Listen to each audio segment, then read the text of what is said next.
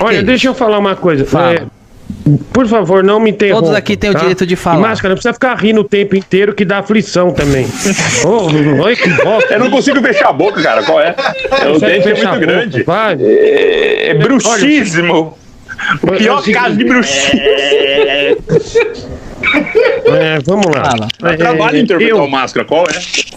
Então, agora você respeita o meu momento de falar. Foi me dado espaço pra falar, eu vou falar. Respeite o Máscara, que eu achei muito legal o show infantil dele, viu? Que ele acabou de dizer. Aliás, Máscara, você fala que teu pau é verde, mas você não é verde, é só a cabeça que é verde. Exato. Duas cabeças. Exatamente. É que ele colocou uma camisinha encantada e o pau dele ficou verde. Olha, puta ideia do Máscara. Trabalha com criança, vem participar dessa live. As minhas crianças têm média de 30 anos, por aí.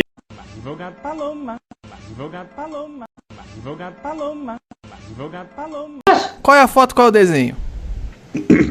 A foto é que tem cara de viado. Tá certo.